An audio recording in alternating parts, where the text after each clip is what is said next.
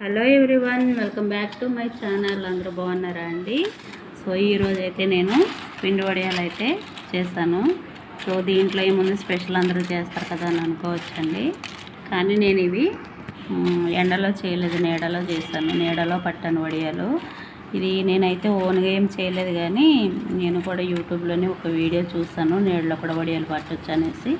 అరే అది అసలు వస్తుందా రాదా అనేసి ట్రై చేశాను. మంచిగా వచ్చినాయండి, చాలా బాగా వచ్చినాయి, నీట్గా ఎండలో పెట్టినట్టే. సో మాలాగే ఎంతోమంది మరి ఎండలో పెట్టుకోవడానికి వీలు లేకుండా ఉంటారు కదా, వాళ్ళందరికీ కూడా యూజ్ అవుతుందేమో అనేసి ఈ వీడియో అయితే అప్లోడ్ చేస్తున్నాను. అయితే ఎలా చేస్తానన్నది మరి ప్రాసెస్ తెలుసుకుందాం పదండి, వీడియోలోకి వెళ్ళిపోదాం.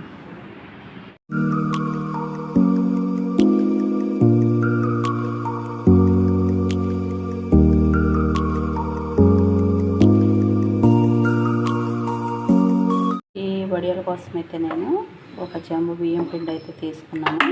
ఇదిగోండి, దీంతో ఈ చెంబుతో ఒక చెంబు బియ్యం పిండి తీసుకొని దీంట్లో 2 చెంబులు వాటర్ వేసి ఇదిలో లిక్విడ్ లాగా కలిపి పెట్టుకున్నాను. అలాగే దీంట్లో ఒక పెద్ద గిన్నె స్టవ్ మీద పెట్టుకొని 6 చెంబుల నీళ్లు పోసుకొని ఇవి మసలు పెట్టుకోవాలి బాగా. నీళ్ళు అంటే ఒక్క చెంబు పిండికి 8 చెంబులు నీళ్ళు, 1:8 వేసుకోవాలన్నమాట. ఈ వాటర్ అయితే బాగా బాయిల్ అవ్వాలి. చూడండి, వాటర్ అయితే మసిలిపోయినాయి కదా, మసులుతూ ఉన్నాయి. ఇప్పుడు ఇందులో చూడండి, ఒక స్పూన్ జీలకర్ర, దానికి సరిపడా సాల్ట్, అలాగే చిల్లీ ఫ్లేక్స్. దీని బదులు మనం పచ్చిమిరపకాయ పేస్ట్ చేసి అయినా వేసుకోవచ్చు, లేదా కారం పొడి ఉంటుంది కదా, అదైనా వేసేసుకోవచ్చు. ఇవి కూడా వేసేసి మసలుకొనియాలి. వాటర్ అయితే మసిలిపోతున్నాయి కదా, ఇప్పుడు స్టవ్ సిమ్లోకి పెట్టుకొని పిండి వేసుకుంటూ కలపాలి.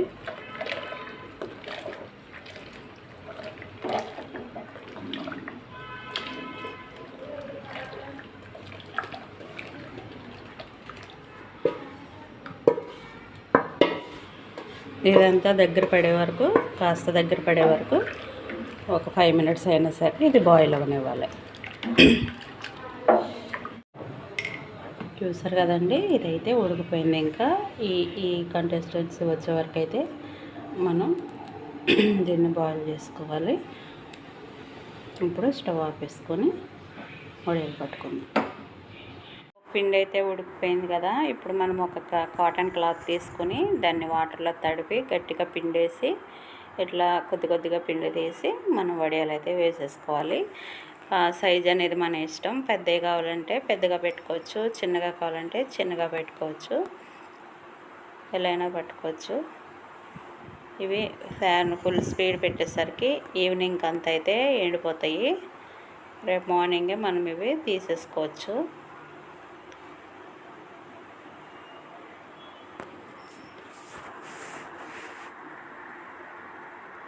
పిండి అంతా కూడా ఈ విధంగా అయితే పెట్టేసుకోవాలి కదండి. వడియాలు అయితే మనం ఎండలో పెట్టినట్టే ఎట్లా ఎండిపోయినాయో. సో ఇప్పుడు ఇవైతే దీని నుంచి తీసుకుందాము.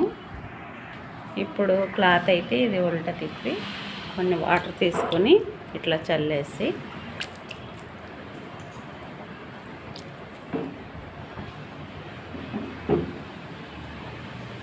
మళ్ళీ క్లాత్ ఇట్లా తీసుకొని కొంచెం బ్యాక్ సైడ్ వాటర్తో తడిపితే మనకు వడియాలు అనేవి ఈజీగా రిమూవ్ అయిపోతాయి. చూసారు కదండి, ఇగో ఈజీగా వచ్చేస్తున్నాయి. మనం ఎండలో పెట్టినట్టే అంత ఈజీగా వడియాలు అయితే వచ్చేస్తున్నాయి.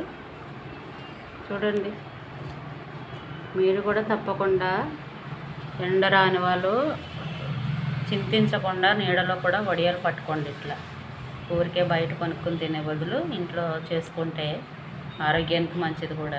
చూడండి ఎంత నీట్గా వచ్చేస్తున్నాయో. ఈ వడియాలు చూసారు కదండి, ఆల్రెడీ నేను పెట్టిన వడియాలు తీసి ఇంటి ముందు కొంచెం ఎండకి పెట్టాను అనమాట. ఒక 1 అవర్ అట్లా ఎండలో పెట్టేసరికి మంచిగా ఎండిపోయాయి.